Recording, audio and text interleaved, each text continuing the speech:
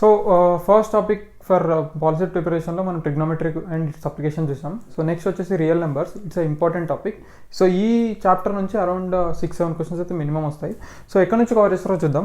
So first మనకి real నెంబర్స్లో HCF ఉంది, ఎల్సిఎం ఉంది, రేషనల్ ఇర్రేషనల్ నెంబర్స్ ఉన్నాయి, లాగరిథమ్స్ ఉన్నాయి, టర్మినేటింగ్ నాన్ టర్మినేటింగ్లో 2 types, recurring and non recurring అని ఉంటాయి. So first LCM and HCF ఈ రెండు important. HCM and LCF using Euclid's theorem అని ఉంటుంది. యూక్లిడ్స్ థియరం యూజ్ చేసి అని ఏం చేయరు, బట్ మీరు ఎలా కనుక్కున్నా అక్కడ థియరీ ఎగ్జామ్ ఏం కాదు కాబట్టి వాళ్ళకి హెచ్సిఎఫ్ ఎల్సిఎం కనుక్కుంటే హెచ్సిఎఫ్ ఎల్సిఎఫ్ చేసేసి ఆన్సర్ పెట్టేయచ్చు. సో దీని రిలేటెడ్ వీడియోస్ నేను ఆల్రెడీ యూట్యూబ్లో పోస్ట్ చేసేసాను, LCM and HCF. You can go and watch them.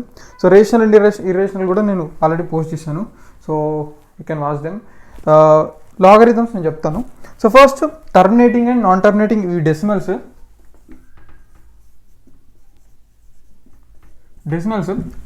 Terminating and non terminating ఉంటాయి.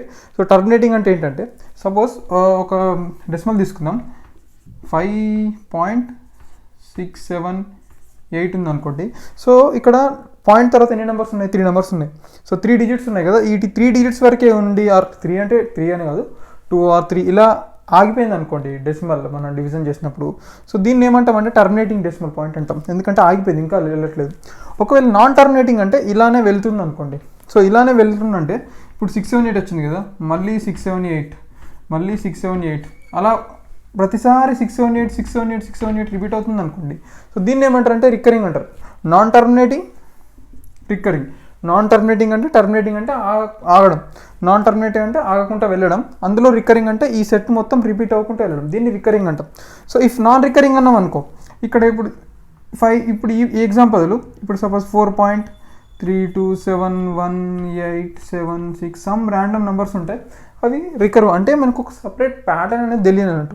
ఇక్కడ ఏంటంటే ప్యాటర్న్ తెలుస్తుంది. సో దీన్ని ఎలా రాయొచ్చు మనం? దీన్ని ఎలా రాస్తారంటే 5.678 బార్ అని కూడా రాస్తారు, ఎందుకంటే ఈ రిపీటెడ్ పార్ట్ని బార్ లాగా రిప్రజెంట్ చేస్తారు అన్నట్టు. సో దీన్ని ఏమంటాం మనము? రికరింగ్ అంటాం. దీన్ని ఏమంటాం? నాన్ రికరింగ్ అంటాం. నాన్ టర్మినేటింగ్లో recurring and non recurring.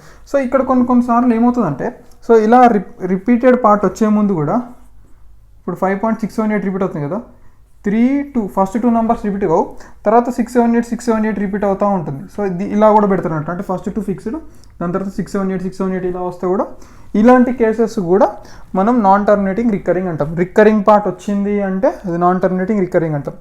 Recurring part రాలేదంటే నాన్ టర్మినేటింగ్ నాన్ రికరింగ్ అంటాం. ఇఫ్ ఎక్కడికైనా డెసిమల్ ఆగిపోయింది అనుకో, ఇక్కడ డెసిమల్ ఎగ్జాంపుల్ ఇక్కడ ఏంటి 3.127 అని ఇక్కడికి ఆగిపోయింది అనుకో, దీన్ని ఏమంటాం? టర్మినేటింగ్ డెసిమల్ అంటాం, ఎందుకంటే ఇక్కడికి ఆగిపోయింది అన్నట్టు. Clear? So this is about decimals. So ఇలాంటి డెసిమల్ పాయింట్స్ ఇచ్చేసి మీకు రేషనల్ ఇర్రేషనల్ అడుగుతారు. So this is definitely rational, this is rational, ఇక్కడ మెన్షన్ చేస్తున్నాను. This is rational, but this is irrational. So example ఏంటంటే దీనికి pi. So pi is rational irrational అని అడుగుతాడు. ఈవెన్ దో ఇది 22/7 ఉన్నా కానీ పై వాల్యూ 22/7 P/Q ఫామ్ ఉన్నప్పటికీ and Q not equal to 0 అయినప్పటికీ ఇదేంటంటే ఇర్రేషనల్ అని చెప్తాం, ఎందుకంటే దానికి నాన్ టర్మినేటింగ్ డెసిమల్ ఇది. Okay, so that's why it is pi is a irrational number అని చెప్తాం. ఇది ఇంపార్టెంట్ కాన్సెప్ట్. ఒకవేళ మీకు వాల్సెట్లో ఇది అడిగే ఛాన్స్ ఉంటుంది, సో ఒకవేళ వస్తే మీరు తప్పకుండా రాయాలి. So logarithms. సో లాస్ట్కి వచ్చేసి లాగరిథమ్స్లో ఆల్రెడీ 6 or 7 ఫార్ములాస్ ఉన్నాయి. మీకు ఇచ్చిన క్వశ్చన్ని suppose log a + log b అన్నాడు అనుకోండి, log ab అని చెప్పేసి మనం వాల్యూ అనుకోవడం. ఇక్కడ log a log is equal to log ab. So ఇలా చేసే అన్ని ఫార్ములాస్ ఆల్మోస్ట్ మీకు 6 ఫార్ములాస్ ఉన్నాయి. ఆ ఫార్ములాస్ నుంచి ఒక క్వశ్చన్ అయినా మినిమం వస్తుంది. సో లాగరిథమ్స్ కూడా చూసుకుంటే అయిపోతుంది. మీకు లాస్ట్లో సమ్మరీలో మీకు ఆల్మోస్ట్ 6 ఫార్ములాస్ ఏమున్నాయి లాగరిథమ్స్ పైన, ఆ లాగరిథమ్ ఫార్ములాస్ అన్ని చూసుకుంటే మీకు అందులో నుంచి కవర్ అయిపోతాయి. So that's it about real numbers. So real numbers ఈ కాన్సెప్ట్ చదువుకుంటే మీకు around 6 to 7 questions easy cover అయిపోతాయి.